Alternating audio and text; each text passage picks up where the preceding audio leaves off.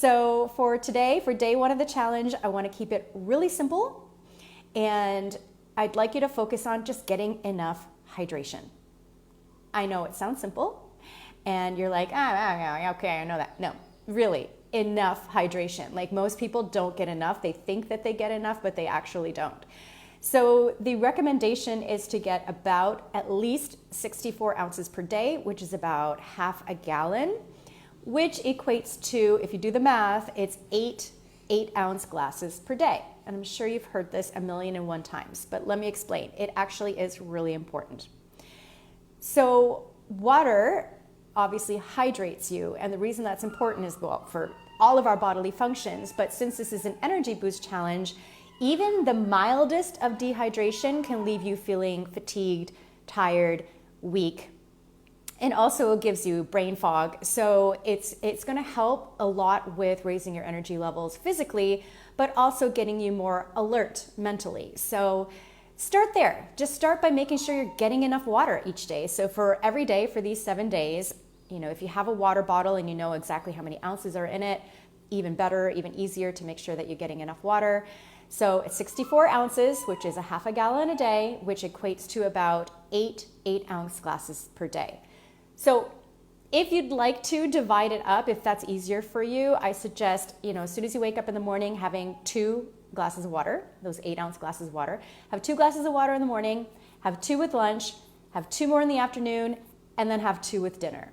Boom, you've gotten your 64 ounces. So, hopefully that breaks it down a little bit easier for you. So I want to quickly dispel a myth. It is a myth that you should not be drinking water before or during your meals, because there is this myth going around that it dilutes your digestive fluids. That's actually not true. It's been tested time and time again. If anything, it actually aids in digestion. So don't be afraid to drink water before or during your meal. It is a myth that it dilutes your digestive fluids.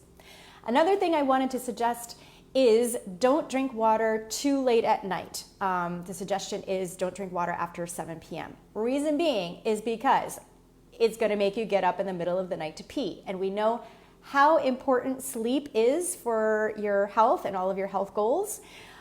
So if you're waking up in the middle of the night to pee, it's probably because you're drinking water too late at night. So you might want to pay attention to what time you're drinking water in the evening, and you may or may not want to have a cutoff point to make sure that you're not peeing in the middle of the night.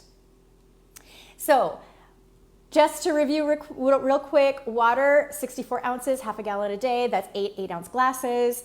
It's going to keep you hydrated, which is going to lift your energy physically and mentally. It's going to bring you mental clarity. It actually also boosts your metabolism. Yeah, there have been some studies that have shown that it can help, if you drink water before a meal, it can help boost your metabolism by 30%. It actually also reduces how much you eat by 22%. Look, I don't know how much validity there is to these statistics, and you shouldn't be replacing food with water. But if trying to eat less is one of your goals, then maybe try drinking more water, and it might help to satiate you, because it is a bit of a natural appetite suppressant, and it does actually help boost your metabolism a little bit, because it takes energy to actually process the water. So that is the reason why it helps to boost your metabolism. So let me take a look at my notes, make sure there isn't something that I have left out that I think is important for you to know. So yeah, besides the energy levels and the mental clarity, water actually helps to regulate your hormones. So that's a big one too. So in this stage of life, we all need a little hormone regulation, don't we? And it's actually also been shown to reduce stress, which I think is really fascinating. So, and to make sure that you know that you're drinking enough water, you can always do the pee test. I'm sorry if you hear that poor dog crying outside. Yeah, it's not my dog, and I'm not really sure how to help it, but it cries every single day. So I'm sorry, it's a very disturbing noise, but don't worry, it's okay. Yeah, so the pee test is, every time you go pee, just check the color, right? If it looks clear or light yellow, you're probably getting enough hydration.